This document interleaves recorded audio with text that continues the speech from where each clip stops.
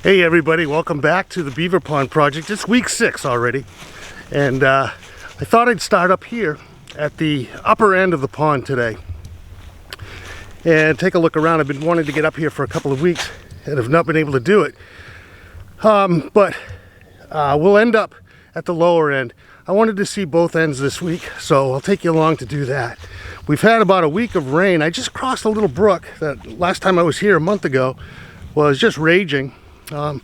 As we get a little bit closer to the pond, the stream collects a little bit more water, and hopefully it'll be running pretty well, so we'll take a look at that. I also want to share with you something a little bit different this week. We're about halfway through the project, so I figured I'd take a few minutes, reflect a little bit, and see what we've learned, if anything. I hope we've learned something, but we'll talk about that as we go through our journey together today. So let's go, let's get to the pond and see what's going on.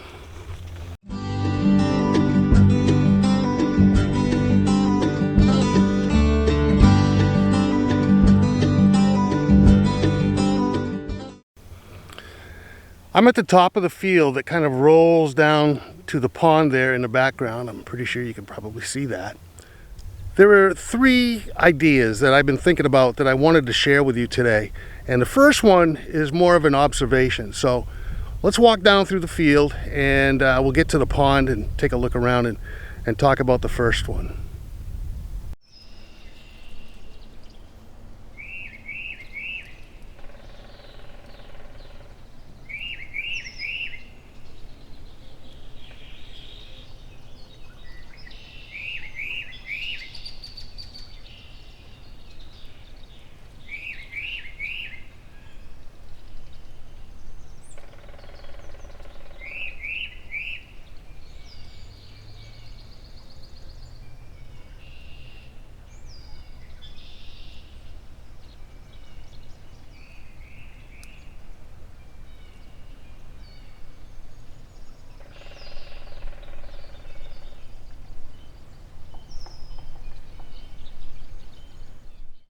Well, the first thing I was reminded of when I began this project was it's going to be important to stop and look, observe, and really importantly to listen.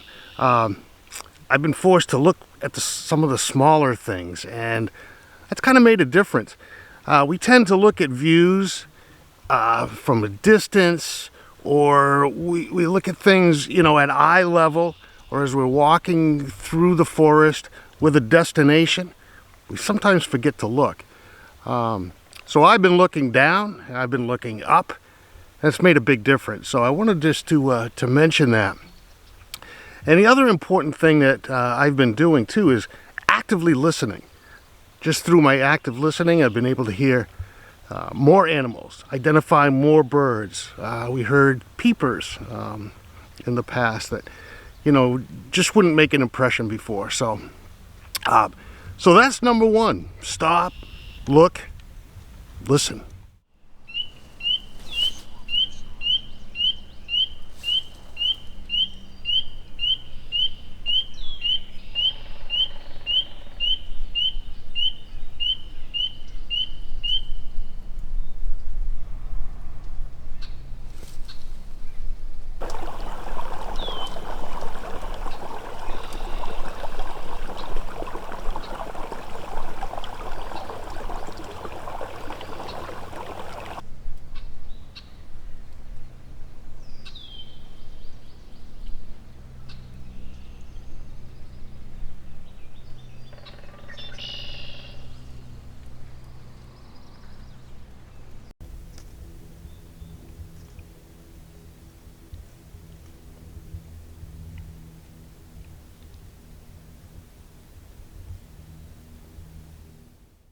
Well, I'm now at the lower part of the pond.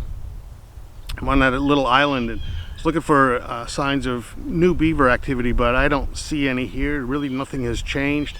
The little dam across the way looks like it may have had some mud thrown up on it. Maybe the beavers have started working on that a little bit. But other than that, there's not a whole lot of change right here. But that brings me to point number 2. And I have developed a new and profound appreciation for people who do wildlife photography. It is a challenge, I got to tell you. It's more challenging than I thought. Now, when I started this project, I wanted to make sure that I was leaving as little impact as possible on the environment and interfering with things that were going on here as little as possible. But I've discovered that it's nearly impossible to be present and not have some kind of an impact. I've scared up a lot of animals that I didn't mean to do, but yeah, so it just happens. But I don't have like a telephoto lens or anything like that, so some of the things that I've seen, I've not been able to capture on video because I'm not close enough to them. But another thing is, I'm not always ready for them to happen either. And I've been working on that a little bit more, but it's not always easy to anticipate something that you don't know is there that's going to move. So that's been an interesting thing. A telephoto lens would allow me to get closer to some of the things that I could see, but therein lies a problem. Sometimes I don't see them until I'm on top of them. I've had to move around, obviously, but one of the keys, I think, to wildlife photography is being able to stay in one place and let things come to me.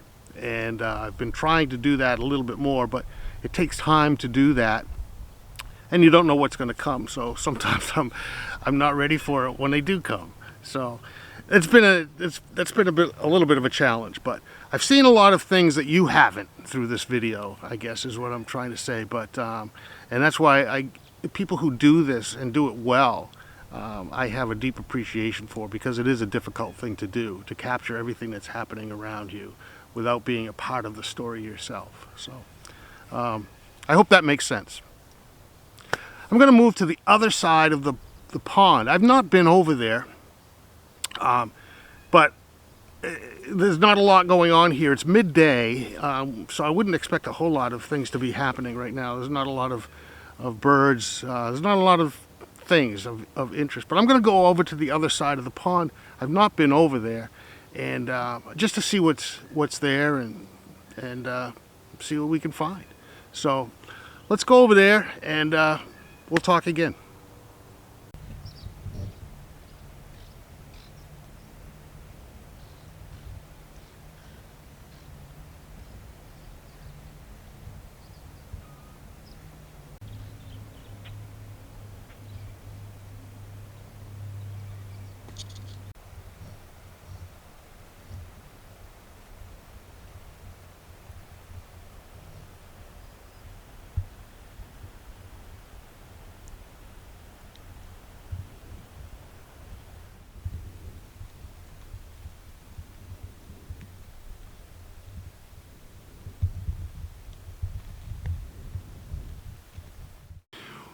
Well, I'm on the opposite side of the pond where I usually go, and I'm glad I did come over here.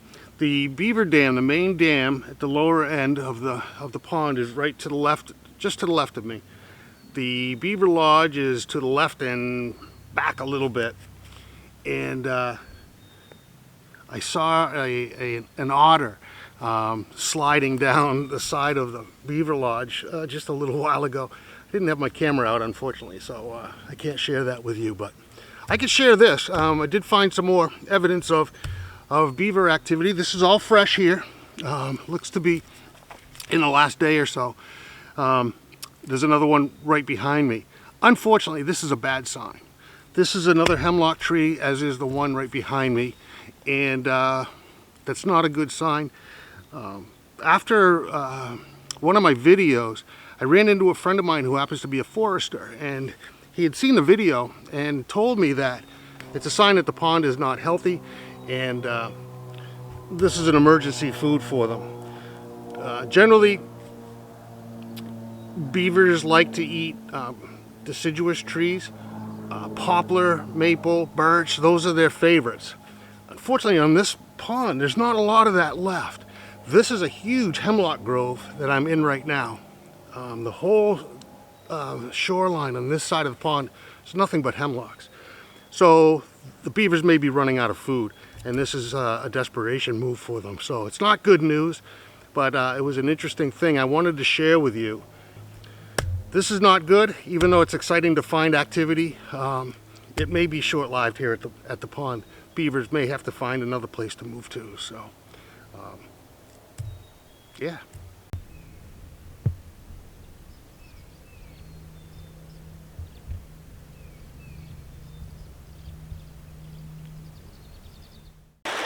Well, there you have it. 3 things I've learned and I wanted to share with you.